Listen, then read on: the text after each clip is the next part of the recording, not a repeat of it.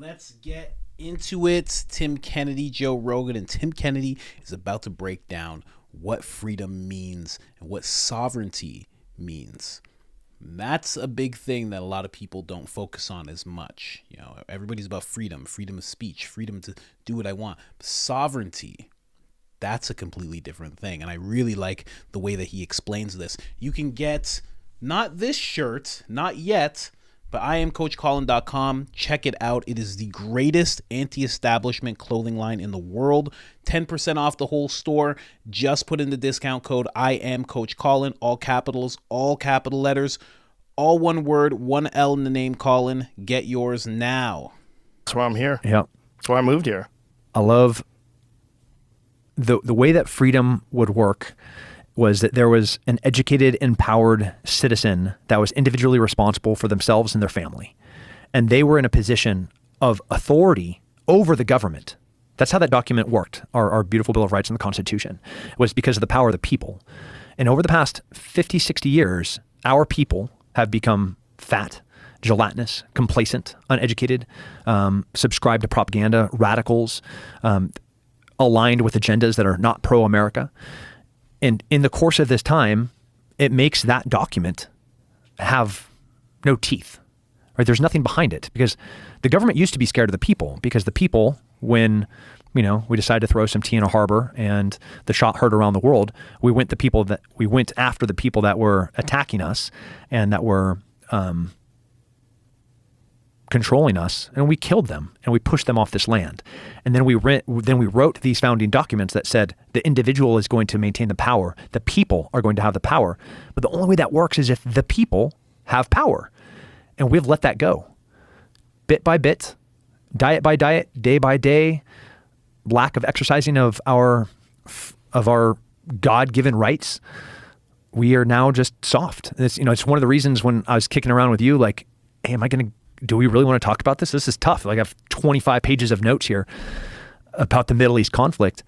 But ultimately, I'm scared that can happen here because we are so vulnerable right now as people. And it's the reason that Sheepdog Response exists. My company is to train the American individual to take their own security, to preserve and protect human life and be able to provide for the family. That's the mission statement. But right now, I don't know what percentage of Americans are capable of doing that. Like, It's a very small number. Very small. Yeah, frighteningly small. And this episode is brought to you by ShipStation York, and that is being discussed as if somehow or another that small number is a strength, that we are in somehow or another a more kind and a more equitable nation because people are so soft, because people are so. It's. I don't know how you have those two. How do you have such freedom that allows people to have these protests, that allows people to have these differing perspectives and to speak about it openly and publicly, but yet still maintain the strength of the union when you have all of these external factors, all of these different countries and different organizations that are working to try to use propaganda and use money to destroy us. Yeah. Because that's really what's happening. And that's like, that used to be like, if you said there's people out there that are trying to destroy America, oh, you're some crazy right-wing fucking alt-right. But God damn it, how much information do you have to see? How much truth do you have to see that you cannot deny? Yeah. That's in front Russian of your face. interference into the election. Yeah. Bold-faced lie. They weren't interfering. They're perpetuating that they were interfering, but they weren't interfering. Like that Trump was being influenced by... But that he was a Russian agent. Yeah. Well, guess who was pushing that story? The Russians and China, because it destabilized our election process. Right. So your question is, how do you reconcile having such freedoms where somebody can go and say something so detestable, like praising a group of people that went and raped and murdered 1,400 people that currently have 240 hostages. Like that's what Hamas has. There's 30 to 40,000 Hamas operatives within Gaza. They have a ton of how can somebody have so much freedom to say that? Well, it's if the people are prepared to be able to protect and preserve and provide. Then, if you're in a position of authority, sovereignty, it's the next step past freedom. Sovereignty is what I want for me. It's what I want for every American. It's that they are in control of themselves. An external force comes and says, Tim, I want you to take this experimental thing and give it to your child and inject it into them, please. I say no. No, I don't need whatever it is you're about to withhold from me because I don't do this thing. I don't need because I can do it myself. That's sovereignty, right? I don't need you to come and try and protect my family because I can protect my family. Like, come and try and mess with them because like my family is unattainable to anybody else. They're completely protected. Education. The reason I started these schools is because I do not want anyone else to have influence over the way that my children are going to learn how to be critical thinkers. I want them to be educated. I want them to be powerful. I want them to be cognitive in every single debatable subject, to have the Socratic mind where they can sit and debate somebody like you with immense knowledge on all these variety of topics. But that, man, they're fierce. That's sovereignty. We have for so long just given away every little bit of it, whether it was post 9/11 or during COVID or after the next active shooter, like in light of what just happened in Maine, they're going to be coming after, they're going to be looking for more laws to try and control more of the Second Amendment and limit the freedoms that we have. So we know that, but we have to maintain this essence that is being American, which is the sovereignty, the individual responsibility that I am in charge of me. And what's infuriating to me about, Man, that's a good definition of sovereignty. It's a step past freedom. That's usually they're so interchangeable conversationally, but the way Tim just explained it, they're not very interchangeable. They're one allows you to have the other. Kind of like the way they say the Second Amendment, protects the First Amendment kind of thing. You know what I mean? It's like you need sovereignty in order to have freedom. And yeah, that makes so much more sense. And especially the part where you just said, and what they withhold, whatever you're going to withhold from me, I don't need it. Like I already have, just like you can't go to, like, if something happened, they were just like, you can't go to grocery stores, but you have like a whole farm in your backyard. Like you have cattle, you have chickens, you have everything. You're just like, okay, whatever. They're like, you better do the thing. And you're just like, no, I don't have to. Because, that's the sovereignty that gives you the freedom to say no to that entity or person or whatever. Very, very, very wise. That's one of the reasons why I'm trying to get to a point where I got some chickens. I just need space. I just need chickens. I just need to figure out how cattle work, how all that works. I'm telling you, I'm going to get away. And then another thing that he said is that power, well, he expressed the idea power needs to be maintained.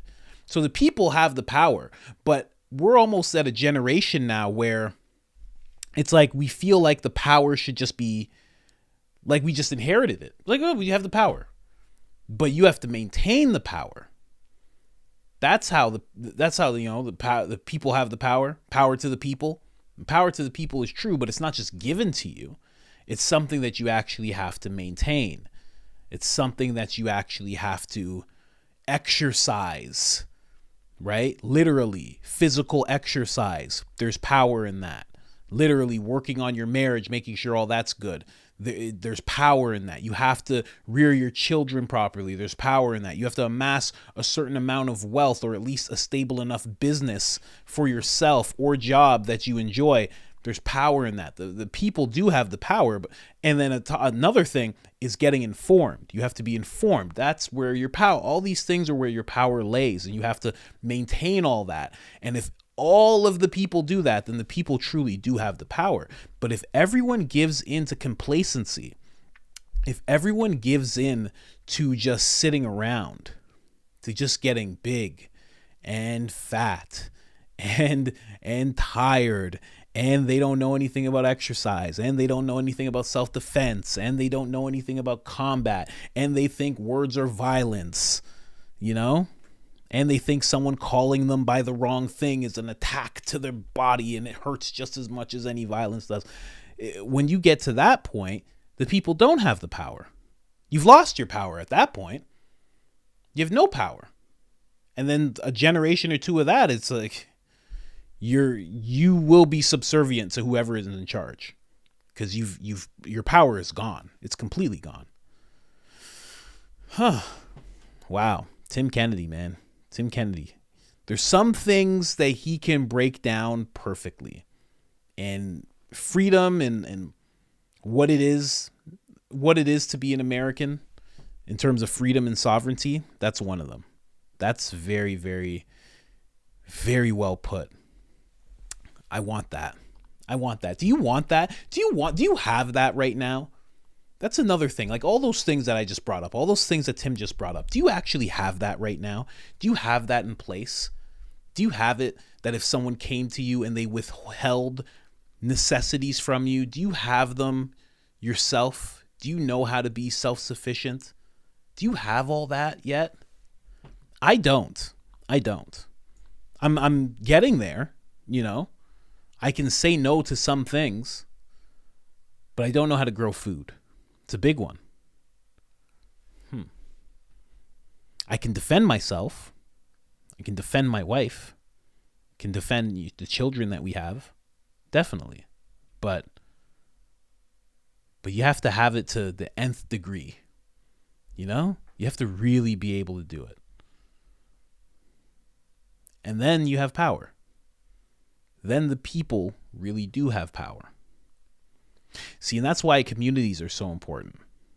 Because that one person that you're thinking of, maybe yourself, you may have that. But if you're alone in that, it's one person with power, with sovereignty. That's good.